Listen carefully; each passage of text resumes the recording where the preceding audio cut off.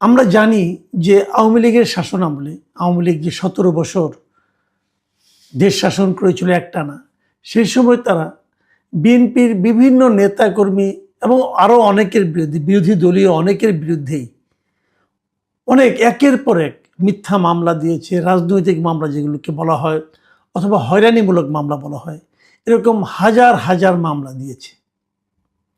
এবং সেই মামলাগুলি কিন্তু সরকারের পতন হয়েছে, কিন্তু মামলাগুলো তুলে না নিলে যাদের বিরুদ্ধে মামলা হয়েছে তাদের কিন্তু নিয়মিত হাজিরা দিয়েই যেতে হয়েছে। এক একজনের বিরুদ্ধে ২০০-৩০০ পর্যন্ত মামলা ছিল। এবং এমনও দিন গেছে তাদের সারাদিন, সারাটা বছর কেটেছে, প্রতিদিন সকালে ঘুমের থেকে উঠে যেতে হয়েছে আদালতে কোনো না কোনো মামলা হাজিরা দিতে। এগুলো খবর আমরা তখনই জেনেছি যে কত মামলা হয়েছে তাদের বিরুদ্ধে। আজকের খবর হলো, গতকালকে আমরা দেখলাম যে স্বরাষ্ট্র মন্ত্রণালয় থেকে তারা বলা হয়েছে যে তারা বেশ কয়েকটা, প্রায় ১০০৬টি মামলা প্রত্যাহার করার জন্য স্বরাষ্ট্র মন্ত্রণালয় থেকে অনুমোদন দেওয়া হয়েছে। এবং বলা হয়েছে যে বিগত ফ্যাসিস্ট সরকারের আমলে ১৭ বছর ধরে বিরোধী দলের নেতা কর্মীদের বিরুদ্ধে যে দায়ের করা হয়েছিল মামলাগুলো, রাজনৈতিক মামলা, হয়রানিমূলক মামলা, এগুলো থেকে ১০০৬টি মামলা প্রত্যাহারের জন্য সরকার অনুমোদন দিয়েছে। এটা খুবই একটা ভালো সংবাদ আমি মনে করি, কারণ হয়রানিমূলক মামলা থাকবে কেন। এখন প্রশ্ন হচ্ছে যে ১০০৬টা কোন বিচারে, এই প্রশ্নটা আমি একটু করতে চাই। ১০০৬টি কেন? আমরা তো জানি, আমরা বিএনপি, আওয়ামী লীগের আমলে বিএনপিদের পক্ষ থেকে যে অভিযোগ করা হয়েছিল, তারা কিন্তু বারবার বলেছে যে বিএনপির বিরুদ্ধে ২০০৯ সাল থেকে আপনার ২০২৪ নির্বাচনের আগ পর্যন্ত এই সময়ে ১,৩৮,০৭১টি মামলা হয়েছে। এটা বিএনপির মামলার তথ্য ও সংরক্ষণ শাখা ছিল একটা, তাদের হিসাব অনুযায়ী বলা হয়েছিল ২০২৩-এর ২৫শে জুলাই পর্যন্ত। এই সময়ের মধ্যে বিএনপি এবং এর অঙ্গ সহযোগী সংগঠনের নেতাকর্মীর বিরুদ্ধে এরকম ১,৩৮,০৭১টি মামলা করা হয়েছিল। এবং এসব মামলার মোট আসামির সংখ্যা ছিল ৪০ লাখের উপরে।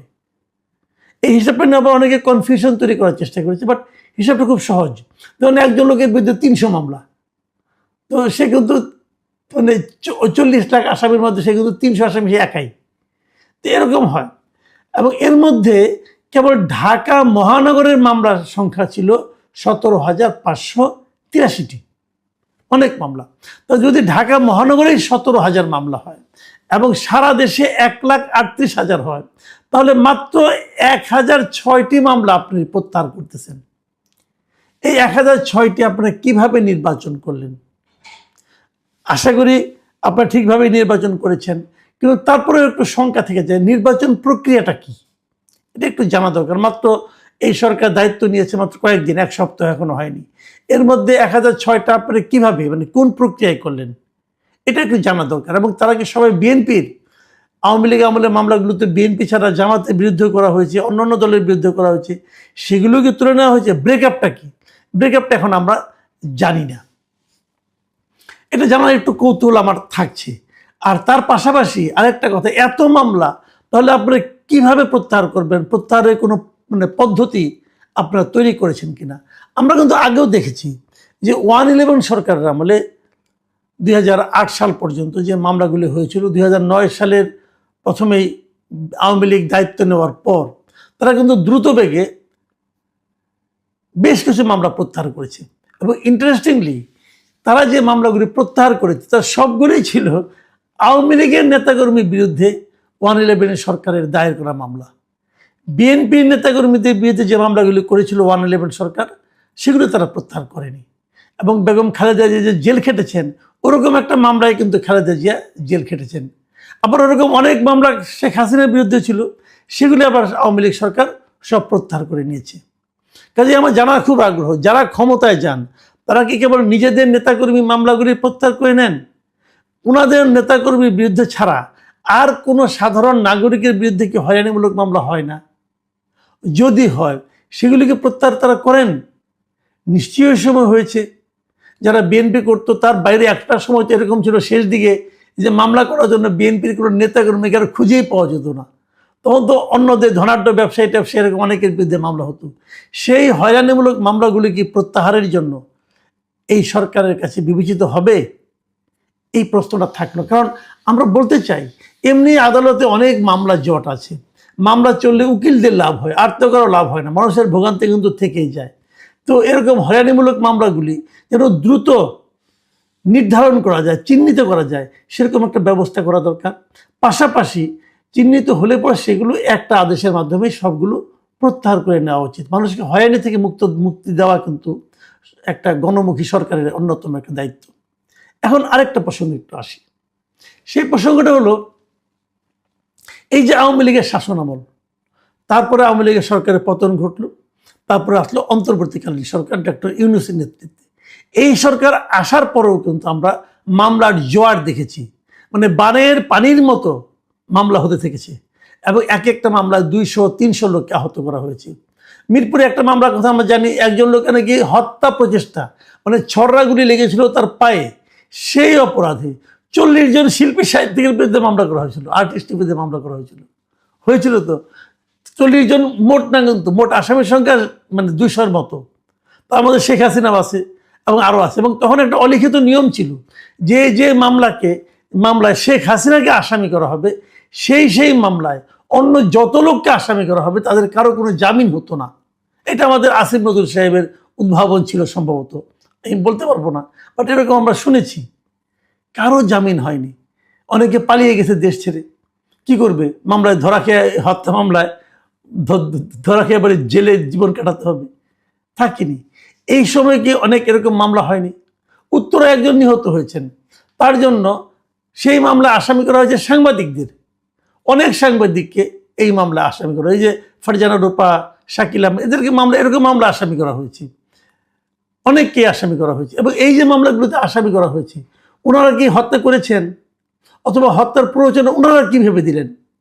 তো এরকম মামলা যাদেরকে অ্যারেস্ট করা হয়েছে তাদের কাউকে ছাড়া হয়নি। আমি স্বীকার করি যে আওয়ামী লীগ আমলে অনেক সাংবাদিক ছিল যা নাকি আওয়ামী লীগ সরকারকে এক ধরনের মানে আপনার করেছে, আপনার কি বলে সমর্থন দিয়েছে, টিকিয়ে রাখার চেষ্টা করেছে। এর জন্য একটা অপরাধ হতে পারে, যদি কোনো অপরাধ হয় সেই অপরাধে মামলা করেন, কিন্তু তাদের বিরুদ্ধে হত্যা মামলা দিয়ে আপনাদেরকে আটকায় রাখা, এটা কি এক ধরনের হয়রানিমূলক মামলা নয়? এই মামলাগুলিকে প্রত্যাহার করা উচিত না? আবার ধরুন আনিস আলমগীর কথা ধরেন, আমাদের বন্ধু আনিস আলমগীর, সহকর্মী আনিস আলমগীর, মঞ্জুর আলম পান্না, ওনাদের বিরুদ্ধে, এরা তো সাংবাদিক, ওনাদের বিরুদ্ধে কি হয়েছে, সন্ত্রাস বিরোধী আইনে মামলা হয়েছে।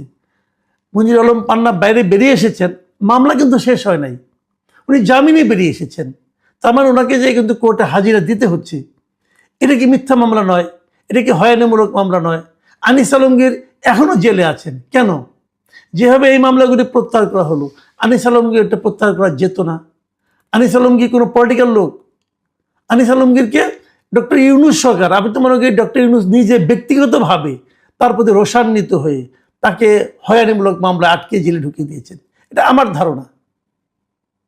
তো তার মামলাটা কেন থাকবে? তার মামলাটাকে প্রত্যাহার করা যেত না? এটা তো টাটকা মামলা, নাকি এখন পরে মামলা হয়েছে পরে করবো? উনি তো জেলে আছেন, জেল থেকে বের করে দেন, তাও তো দিচ্ছেন না আপনারা।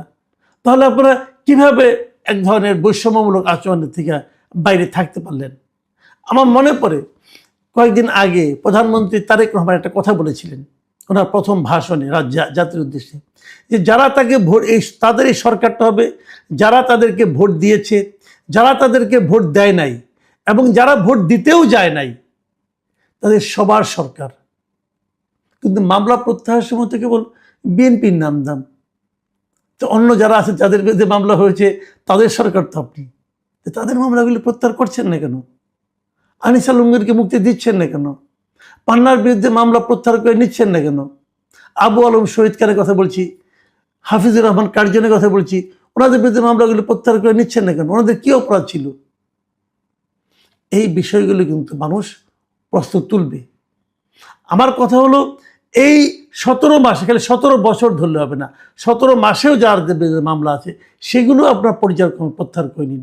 এবং এই সমস্ত মিথ্যা মামলায় যারা জেলে আছে, মানে যারা কারাগারে আছে, তাদেরকে ইমিডিয়েট মুক্তির ব্যবস্থা করেন। যদি কেউ অপরাধ করে থাকে তার ভিতরে মামলা চলবে, তার জামিনের ব্যবস্থা করে দেন। এটা কিন্তু খুব জরুরি আমি মনে করি। আমি জানি না আমাদের এই আবেদন, আমাদের এই প্রত্যাশা পূরণ হবে কিনা, কিন্তু আমাদের প্রত্যাশা থাকলো।